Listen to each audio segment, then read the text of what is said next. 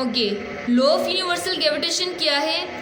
जो किसने ये लॉ लिखा था? सर आइजैक ने लिखा था। सर आइजैक न्यूटन इसका पूरा नाम है।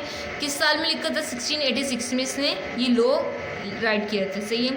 अब ये लॉ है क्या? Everybody in this universe attract each other but with a force which is directly proportional to the product proportional to the square of the distance between their centers। कि क्या है, अगर हम बात करें कि दो बॉडी है, every body in the universe attract each other, her body क्या करती है? दूसरी बॉडी से अट्रैक्ट करती है। ये यूनिवर्स की क्या है? लॉ ऑफ यूनिवर्स है। ठीक है, लॉ ऑफ यूनिवर्स हमें क्या कहता है कि हर बॉडी क्या है?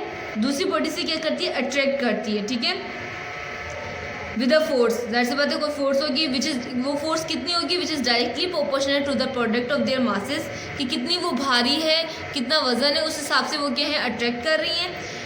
ठीक है, directly proportional to the product of their masses and inversely proportional to the square of the distance between their centre. और वो क्या होगा? डायरेक्टली प्रोपोर्शनल है उसके मासेस पे, जबकि इन्वर्सली प्रोपोर्शनल है उसके रेडियस को स्क्वायर करके, उसका रेडियस जो होगा वो उसके इन्वर्सली प्रोपोर्शनल है। जो बात हमने स्टेटमेंट में की है, दो बात की है, मासेस की और रेडियस की। रेडियस मीन्स फासला, दोनों के सेंटर के दरमियान जितना फासला होगा उसको हम रेडियस कहते हैं, जबकि ये मास मतलब वजन हो गया इसका। ठीक है, तो फोर्स जो है वो एक्ट कर रही है क्या क्या? फोर्स डायरेक्टली प्रोपोर्शनल है उसके मासेस पे, मतलब दो बॉडी है जिसका एक बॉडी होगी जिसका मास m1, दूसरी बॉडी उसका मास क्या है? m2। तो it's mean force is directly proportional to the mass m1 and m2 and force is inversely proportional to the square of their centre, कि जो रेडियस है, जो इनके दरमियान फासला है, उसको अगर हम स्क्वायर कर दें तो वो उसकी इन्वर्सली प्रोपोर्शनल होगी फोर्स। मीन्स जितना ज़्यादा, अगर हम इसको बॉल को हम मासेस की बजाय मैग्नेट कंसिडर कर लें तो हमें ये लॉ आसानी से समझ में आ जाएगा। लाइक दोनों मैग्नेट, अगर जितना बड़ा मैग्नेट होगा उतनी ज़्यादा अट्रैक्शन या रिपल्जन होगी उनके अंदर, और जितना छोटा मैग्नेट होगा उतनी अट्रैक्शन या रिपल्जन कम होगी। ऐसा ही है।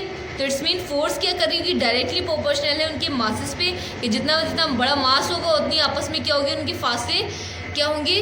जो उनके दरमियान अट्रैक्शन क्या होगी? ज़्यादा होगी। ठीक है, अब इसी तरह हम अगर फासलों की दो मैग्नेट मैंने यहाँ रखी हुई, एक इस पोजीशन पे एक इस पोजीशन में। ठीक है, अगर मैं इनका फासला बढ़ा दूँ, मतलब दो मैग्नेट में जितना दूर करती जाऊँगी उतना वो अट्रैक्शन या रिपल्जन कम कर देंगे, और जितना मैं क्या करूँगी? दो मैग्नेट को करीब रखूँगी उतना अट्रैक्शन रिपल्जन ज़्यादा होंगे। मतलब फासला ज़्यादा, अट्रैक्शन रिपल्जन कम, और फासला कम, अट्रैक्शन रिपल्जन ज़्यादा। ऐसा ही हो रहा है।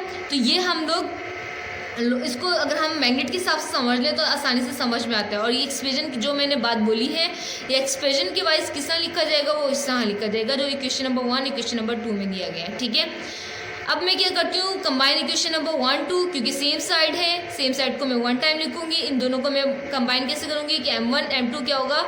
1/r² से मल्टीप्लाई हो जाएगा, तो ये टर्म इस तरह आ जाएगी। तो मतलब m1 m2 मल्टीप्लाई बाय 1, तो m1 m2 रहेगा अपॉन r²। सेम, ये इसको इक्वेशन नंबर 3 का नाम दे दिया। जाहिर सी बात है, जब डायरेक्टली प्रोपोर्शनल का साइन हटता है तो इक्वल और कोई ना कोई कांस्टेंट टर्म लगती है। कांस्टेंट, इक्वल और कांस्टेंट टर्म हम क्या लगाएंगे? जाहिर सी बात है, universal law of universal gravitation का जो कांस्टेंट टर्म है वो क्या है? g है। तो यहाँ क्या आ जाएगी? g आ गया। तो f = g(m1)। g क्या है? कांस्टेंट टर्म है। ठीक है, g(m1 m2) अपॉन r²। तो ये हमारा जो एक्सप्रेशन है वो डिस्क्राइब हो गया। अब जी की एक स्पेसिफिक वैल्यू होती है, वो आपको याद रखनी पड़ती है कि जी की स्पेसिफिक वैल्यू क्या है। ठीक है, जी की वैल्यू क्या होती है? 6 × 6 7 × 10⁻⁻⁶ 6.667 × 10⁻⁻11 Nm²/kg²। ठीक है, और अगर हम इसको Nm²/kg² में लें तो ये हमारा ये वैल्यू आती है। समझ आ गई बात? तो इस तरह हमारा law of universal gravitation complete हो गया है। अब हम पढ़ रहे हैं मास ऑफ अर्थ। ठीक है,